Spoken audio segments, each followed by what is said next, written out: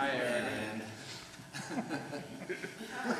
I was born and raised in a good Christian home. Just fantastic, parents.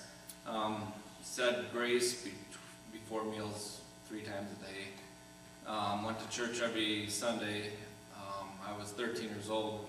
First time we ever missed church, and that was because of a blizzard. And so, I'm really grounded in the church. And I was grounded in my faith. And so growing up, just kind of was a good kid, didn't swear. I can't stand to hear somebody take God's name in vain to this day. But growing up, it was just, good, bad. I knew the difference too. And so, it was a pretty good childhood, actually a great childhood. 3 sisters, everybody's just pretty solid. And so growing up was kind of uneventful as far as any bad things happen and stuff. And then in my 20s, life started happening, and there's some tragedies. And my mom's sister shot herself with depression and killed herself. So that left my 3 cousins, it's just the worst thing you could possibly ever do. So that was the first time that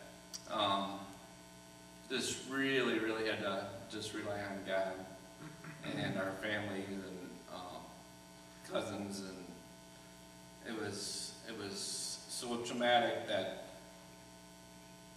I really got to feel God's presence surround everybody then. And so as we went on in life, as I went on in life, that happened when I was 21. And then at 27, 28, I was in the airlines. And this was kind of a really cool God thing. I was based out of Miami, flying out of there, and I went to a church, Methodist church, and so the pastor's giving a sermon, and the whole time I'm just hearing this, like a super loud thought said, "Go get a homeless guy. Go get a homeless guy." And I couldn't even hear the pastor because of this loud thought kept going through my head. And I even thought, I prayed to God, so not now, God, I'm praying. So don't bother me with talking to me. I'm praying to you.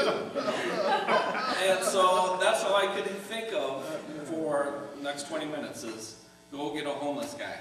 And so, I've had God in my life my whole life, and I've learned to listen to that little voice a few times.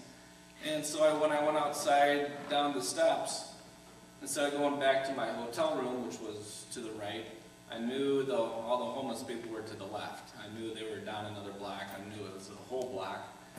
And so I just felt like I'm just kind of doing what God wants me to. And so I walked around the entire block of homeless people. I got back to where I almost started. And there was a black guy laying with his head on the curb, sleeping. And then the same little voice said, "That's your guy." And so I just leaned down and I kind of shook him gently, and I said, "You want to get something?" And then he opened his eyes. I said, "You want to get something to eat?"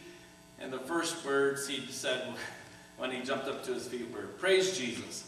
God always has confirmation of what he's trying to tell you. And so, to me it was just, that was a confirmation this is what God wants me to do. And so we walked to the Burger King, and I had some food and stuff, and so I had to explain to him, I said, I'm not weird or anything like that, but I have a hotel room,